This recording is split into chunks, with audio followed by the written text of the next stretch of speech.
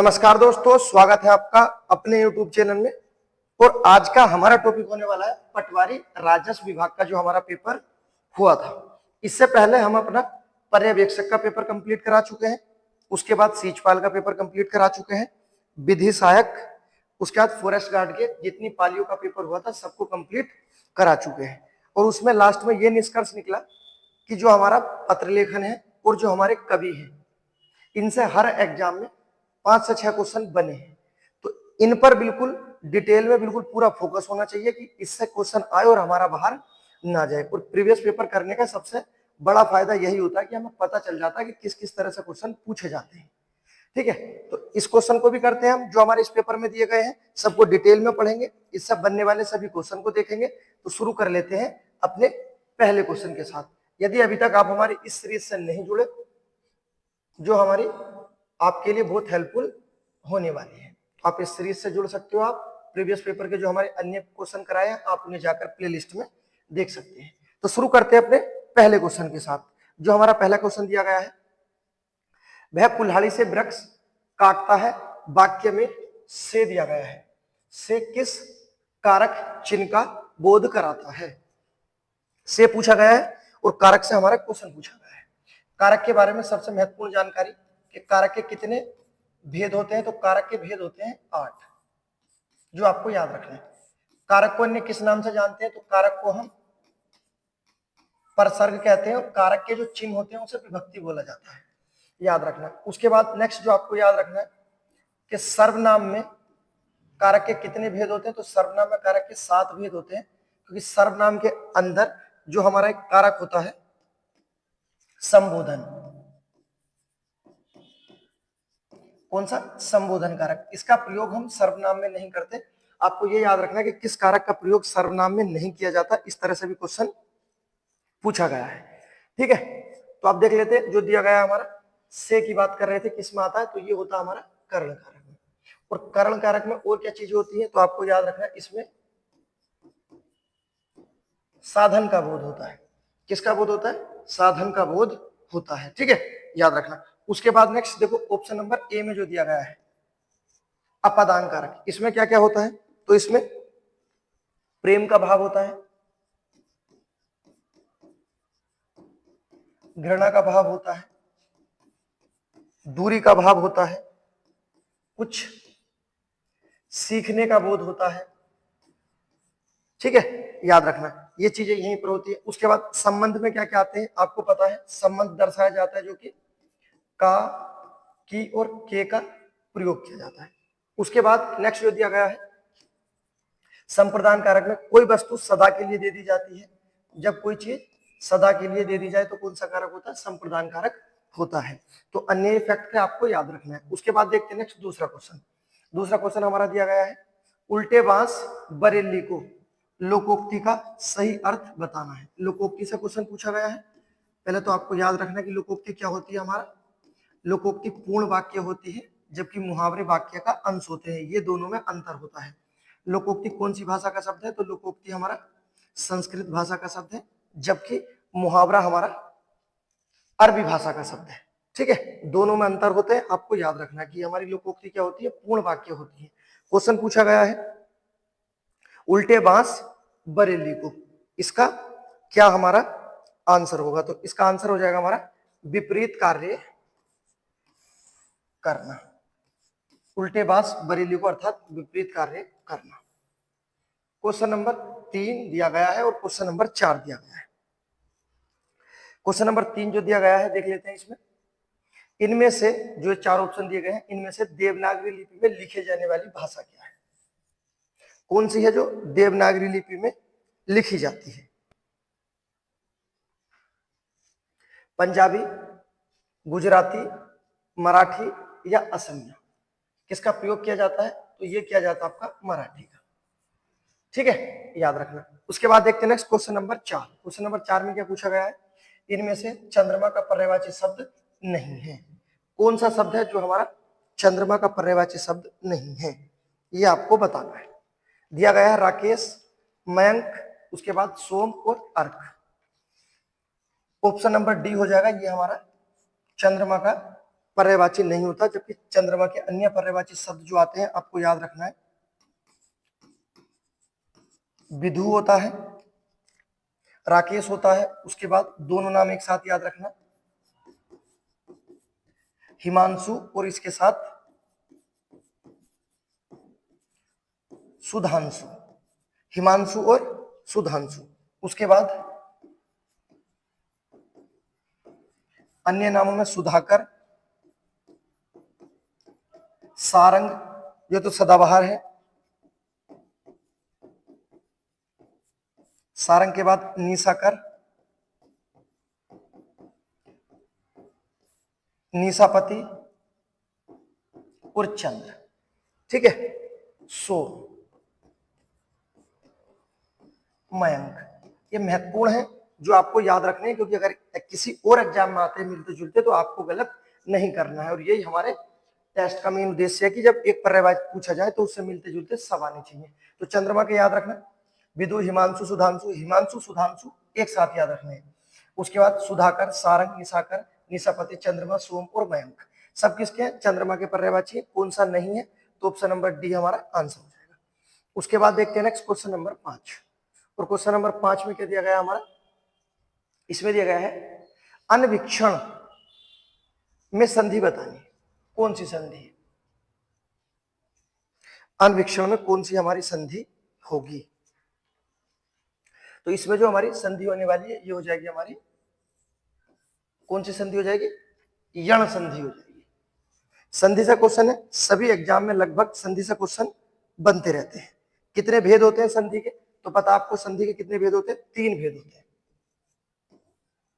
कौन कौन से? सबसे पहले स्वर संधि, उसके बाद व्यंजन संधि और विसर्ग संधि। स्वर संधि के कितने भेद होते हैं? तो स्वर संधि के हमारे 5 भेद होते हैं। पहला दीर्घ संधि, गुण संधि, वृद्धि संधि, यण संधि और लास्ट आपकी अयादि संधि। ठीक है, तो क्वेश्चन पूछे जाते हैं, आपको याद रखना है। उसके बाद देखते हैं नेक्स्ट अगला क्वेश्चन, क्वेश्चन नंबर 6। और इसमें क्या दिया? वर्तनी की दृष्टि से शुद्ध शब्द का चयन करना है। कौन सा दिया गया है? कवित्री दिया गया है। कौन सा हमारा शुद्ध रूप होगा? सब में कवित्री ही लिखा गया है, तो इसका शुद्ध रूप हमारा क्या होगा? तो शुद्ध रूप हो जाएगा ऑप्शन नंबर सी, कवित्री होता है। क्या होता है? कवित्री होता है। उसके बाद देखते हैं नेक्स्ट अगला क्वेश्चन। नेक्स्ट क्वेश्चन जो दिया गया हमारा क्वेश्चन नंबर 7 और 8 दोनों दिए गए हैं। क्वेश्चन नंबर 7, इनमें से कौन सा जनसंचार है जो दृश्य और श्रव्य दोनों का माध्यम है? अर्थात सुनने और देखने का दोनों का माध्यम दिया गया है। कौन सा दिया गया है हमारा? क्या होता है हमारा? तो ये होता है हमारा वीडियो कैसेट, जिसे हम देख भी सकते हैं और आपका सुन भी सकते हैं। ठीक है, जनसंचार से क्वेश्चन था, जनसंचार से क्वेश्चन पूछे जाते हैं। क्वेश्चन नंबर दिया गया है नेक्स्ट, और क्वेश्चन क्या पूछा गया है? हिंदी का पहला साप्ताहिक समाचार पत्र बताना है। ठीक है, क्वेश्चन को सही से देखना है। इसमें पूछा गया है साप्ताहिक, ना कि दैनिक पूछा है। आप बहुत जल्दी में दैनिक भी ढूंढ सकते हो, तो यहाँ साप्ताहिक लिखा है। और ये एग्जाम में क्वेश्चन आया हुआ है, और एग्जाम में मजाक नहीं करनी होती है, व्यवस्था से देखना होता है। तो साप्ताहिक पूछा गया है, कौन सा है? तो कौन सा हमारा साप्ताहिक आपको याद रखना है? उदंत मार्तंड है। ठीक है, ये हमारा क्या था? साप्ताहिक समाचार पत्र था। कब प्रकाशित किया गया था? 1826 में। कहां से प्रकाशित किया गया था? तो जगह का नाम है कोलकाता से प्रकाशित किया गया था। प्रकाशित करने वाले व्यक्ति का नाम जुगल किशोर,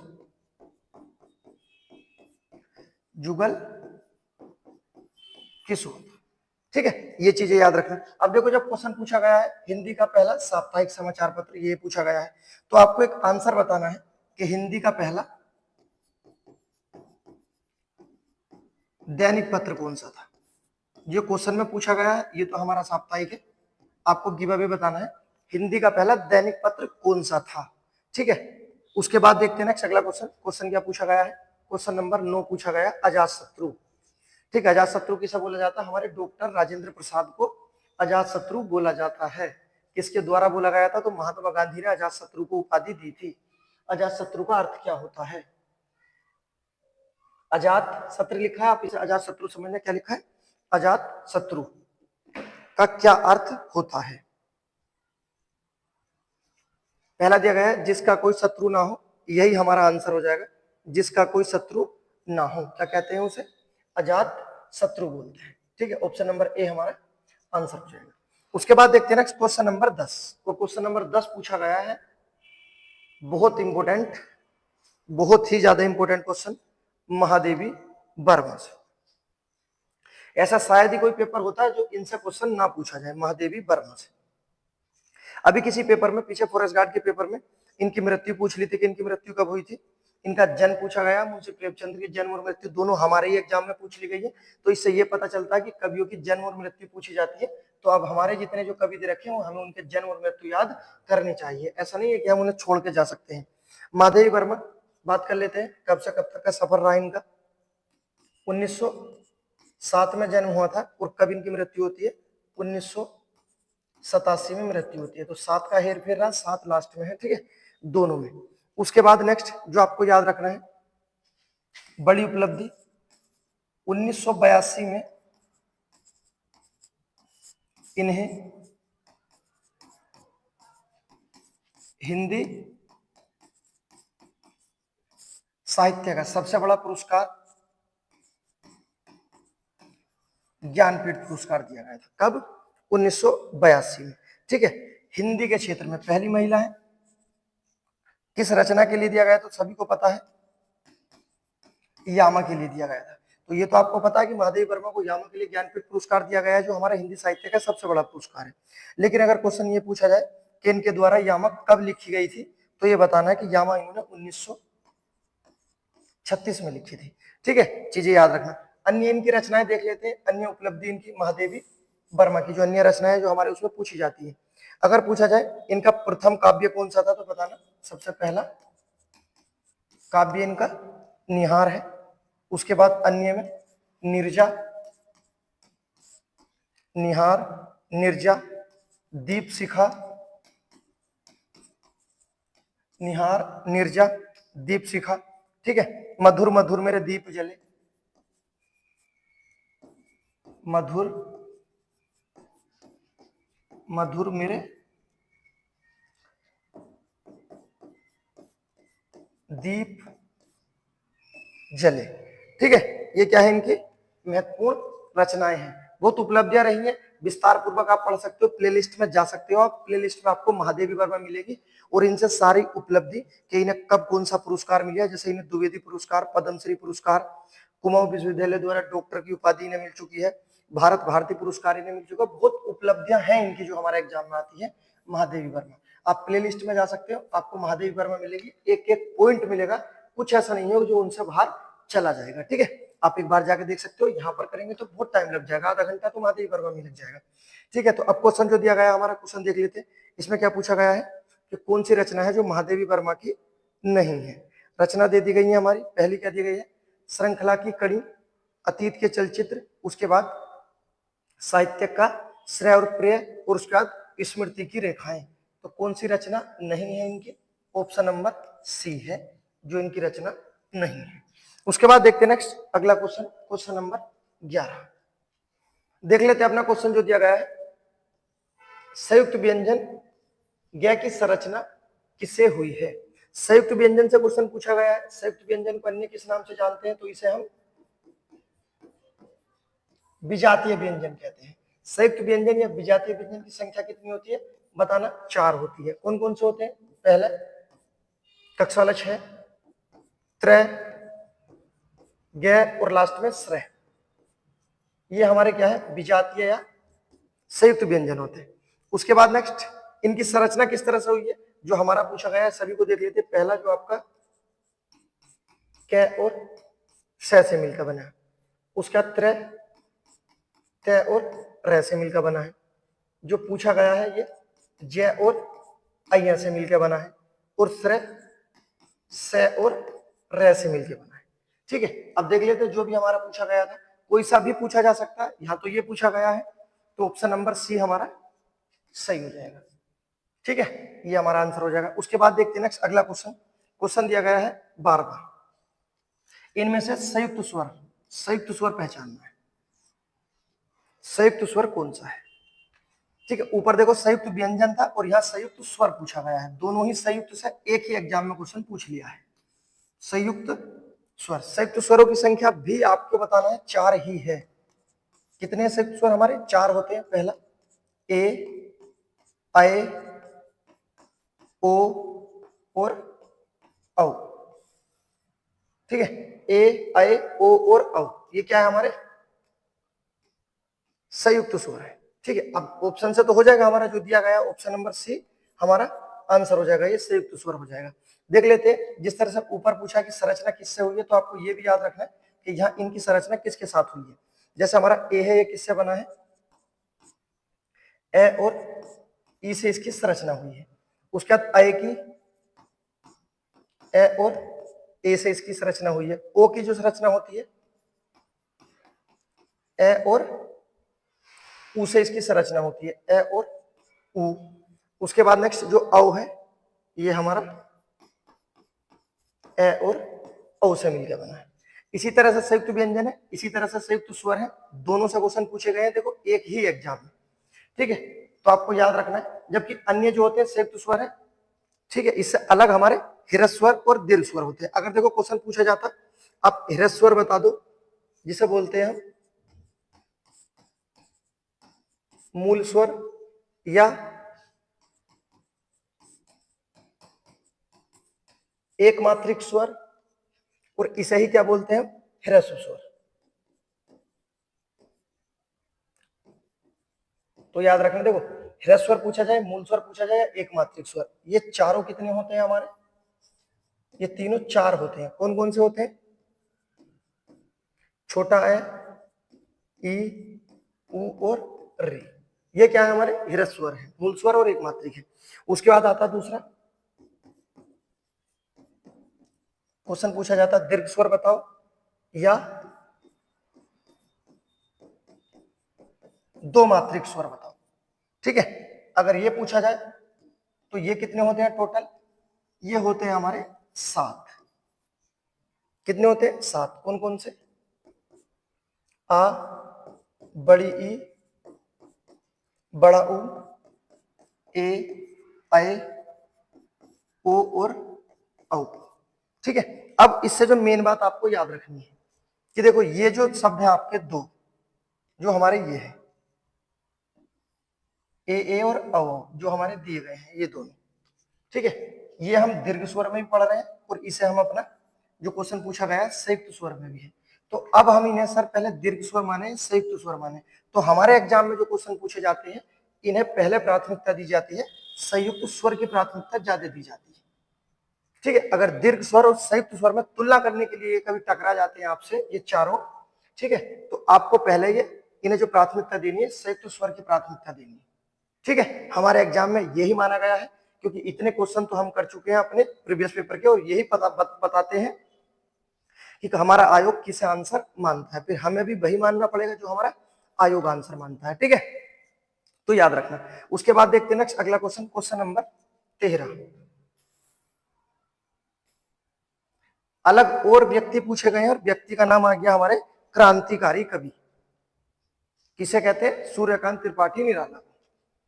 इसमें क्या पूछा गया? इनमें से सूर्यकांत त्रिपाठी निराला की रचना है, सूर्यकांत त्रिपाठी की कौन सी रचना है? पहली दी गई है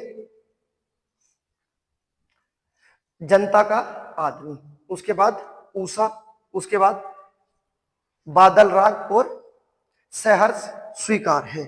तो कौन सी रचना है हमारी जो इसमें पूछी गई है? सूर्यकांत त्रिपाठी निराला से। तो सूर्यकांत त्रिपाठी निराला, इन्हें किस नाम से जाना जाता है? इन्हें हम कहते हैं क्रांतिकारी कवि। बहुत क्वेश्चन इनसे भी पूछे जाते हैं, आपको याद रखना है इनके बारे में। पहले देख लेते हैं कौन सी रचना है इनकी। तो रचना कौन सी है? ऑप्शन नंबर सी हो जाएगा। क्या हो जाएगा? बादल राग। उसके बाद अन्य उपलब्धियों में जो इनकी चीजें याद रखनी है, इन्हें क्या कहते हैं? क्रांतिकारी कवि कहते हैं, महाप्राण के नाम से भी जाना जाता है। बात कर लेते हैं इनके जन्म की। जन्म कब हुआ था तो कहना 1896 में इनका जन्म हुआ था पश्चिम बंगाल में, जबकि इनकी मृत्यु होती है 1961 इलाहाबाद में। रचनाएं पूछी जाती हैं इनकी, बहुत महत्वपूर्ण है, जैसे चमेली, अप्सरा, चमेली, अप्सरा, परिमल, उसके बाद नेक्स्ट सखी। बहुत रचनाएं हैं इनकी, जैसे गीतिका। हर एग्जाम में लगभग ही शायद कोई ऐसा एग्जाम जा रहा है जिसमें सूर्यकांत त्रिपाठी निराला, महादेवी वर्मा से क्वेश्चन नहीं आ रहा। ठीक है, तो व्यवस्था के साथ करके जाना, इन्हें अपना पूरा तैयार करके जाना, वरना जाना ही मत। ठीक, उसके बाद देखते हैं नेक्स्ट अगला क्वेश्चन जो हमारा दिया गया है। नेक्स्ट क्वेश्चन क्या है हमारा, इनमें से तलब शब्द का अर्थ नहीं है। पहले दिया गया तलब का चाह, आवेश, बुलावा और वेतन। तलब शब्द का अर्थ नहीं है, ये बताना है कौन सा नहीं है। तो क्या हो जाएगा हमारा, आवेश नहीं होता, बाकी सब चाह, बुलावा और वेतन सब क्या होते हैं, तलब के अर्थ रखते हैं सब। उसके बाद देखते हैं क्वेश्चन नंबर 15। और क्वेश्चन नंबर 15 में क्या पूछा गया हमारा, इसमें बताना है सोना शब्द का पर्यायवाची शब्द नहीं है। सोना शब्द का कौन सा शब्द है जो हमारा पर्यायवाची नहीं है, बहुत महत्वपूर्ण है, कौन सा नहीं है। तो पहला तो आपको ये याद रखना जो इसके होते हैं, जैसे पहला होता है हेन, हारक, हाटक, जातरूप, तामरस, उसके बाद सुवर्ण, महारजत, उसके बाद नेक्स्ट तपनीय, तपकर बनता है, ये याद रखना। ये सब क्या है इसके, ठीक है, पर्यायवाची होते हैं। तो होता कौन सा नहीं है, ऑप्शन नंबर डी हो जाएगा हमारा। अर्णव नहीं होता, तो फिर ये किसका होता है, अर्णव ये हमारा समुद्र का होता है। किसका होता है, समुद्र का होता है। उसके बाद देखते हैं नेक्स्ट अगला क्वेश्चन जो हमारा दिया गया है, यहां दिया गया है हरिया हरकुलिस की हैरानी उपन्यास के लेखक कौन थे। एक और आया व्यक्ति जो हमारे पूछे गए हैं, और क्या पूछे गए हैं, हरिया हरकुलिस की हैरानी उपन्यास के लेखक कौन थे। ऑप्शन दे दिए गए हैं, पहले दिए गए हैं मनोहर श्याम जोशी, उसके बाद नेक्स्ट हरिशंकर परसाई, शैलेश मटियानी जी और शेखर जोशी। तो किसकी है ये आपको बताना है, तो ये है हमारे ऑप्शन नंबर ए। किसकी दी गई है, मनोहर श्याम जोशी की महत्वपूर्ण उपन्यास है हरिया हरकुलस। अन्य चीजें जो आपको इनके बारे में याद रखना है, अन्य रचनाएं जो आती हैं इनकी कौन कौन सी है, जैसे हरिया हरकुलस तो इनका उपन्यास आ जाएगा। इससे अलग आता है हम लोग, उसके बाद हम जाद, हम लोग, हम जाद, ठीक है। उसके बाद नेक्स्ट हम राही, तो हम से हो गए तीन, हम राही, हम जाद, हम लोग, ठीक है। उसके बाद नेक्स्ट अन्य उपन्यास में आते हैं इनके, जैसे क्या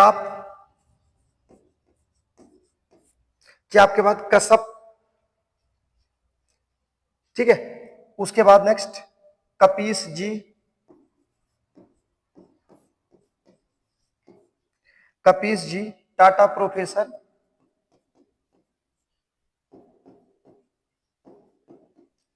टाटा प्रोफेसर, ठीक है। ये इनके महत्वपूर्ण रचना उपन्यास है, आपको याद रखना है जो पूछा गया था।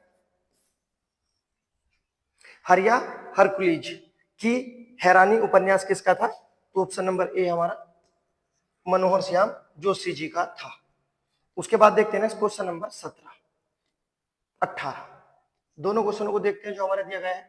सरकारी पत्रों में किसकी गणना नहीं होती है? जो हमारे सरकारी पत्र होते हैं उसमें किसकी गणना नहीं की जाती है? पहला दिया गया है परिपत्र की, उसके बाद सूची पत्र की, उसके बाद अधिसूचना की या अनुस्मारक की। तो सरकारी पत्रों में किसकी गणना नहीं की जाती? ऑप्शन नंबर बी हो जाएगा हमारा, सूची पत्र की गणना नहीं की जाती है। उसके बाद देखते हैं नेक्स्ट अगला question, question number 18। Question number 18 दिया गया है हमारा। क्वेश्चन क्या पूछा गया है? हिंदी का पार्श्विक व्यंजन बताना है। देखो एक ही पेपर में हमारे बड़माला से तीसरा क्वेश्चन है और 3 ही हमारे कभी पूछ लिए गए हैं, तो 6 तो यही हो गए हमारे।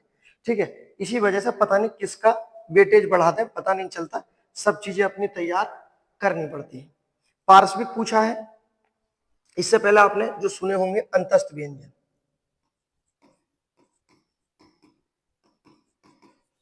अंतस्थ व्यंजन कितनी संख्या होती है? 4 होती है। कौन कौन से होते हैं? ये, रे, ले और बे। जो हमारे दोनों होते हैं पहला और अंतिम, इसे क्या बोलते हैं? अर्धस्वर होता है ये हमारा। दोनों क्या है? अर्धस्वर। जो हमारा रे होता है ये लुंठित होता है, ये हमारे एग्जाम में पूछा गया है और इस वाले एग्जाम में पूछा गया है पार्श्विक। तो ले क्या होता है हमारा? पार्श्विक होता है। पार्श्विक क्या होता है? जिसका उच्चारण करते समय वायु का प्रवाह रुक जाए, एकदम अचानक से बोलते समय जब हम रुक जाते हैं तो वो किसकी परिभाषा बताता है? पार्श्विक व्यंजन की परिभाषा बताता है। तो ले क्या है हमारा? पार्श्विक व्यंजन है। इसका उच्चारण करते समय हमारे वायु का प्रवाह अचानक से रुक जाता है। नेक्स्ट क्वेश्चन नंबर 19 और 20, एक और कवि आ गए हैं हमारे और इसमें भी पूछ लिए गए हैं। क्या दिया गया है?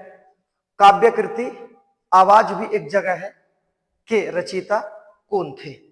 आवाज भी एक जगह है, कौन है इसके रचयिता? हमारे व्यक्ति दे दिए गए हैं, राजेश जोशी, शेखर जोशी, उसके बाद गजानन माधव मुक्तिबोध और मंगलेश डबराल। क्या होगा हमारा आंसर? तो इसका आंसर हो जाएगा हमारा मंगलेश डबराल। ठीक है, याद रखना है। कौन सी? आवाज भी एक जगह है, किसकी रचना है? मंगलेश डबराल जी की ये रचना है। उसके बाद देखते हैं नेक्स्ट अगला क्वेश्चन जो हमारा पूछा गया है, इनमें से कुमाऊनी बोली की उपबोली बतानी है। कौन सी इसकी उपबोली है ये आपको बतानी है। जो दिया गया है खस पर जिया, ये इसकी क्या है? एक उपबोली है। तो देखो कुमाऊनी की उपबोली पूछी गई है, खड़ी बोली की भी उपबोलियां पूछी जाती हैं। इसी तरह के क्वेश्चन आते हैं और सब जो देखने को मिलते हैं हमारे एग्जाम में देखने को मिलते हैं। ठीक है, अगर वीडियो आपको पसंद आई तो लाइक करें, सब्सक्राइब करें। उसके बाद मिलते हैं एक और जोरदार वीडियो में, तब तक के लिए गुड बाय।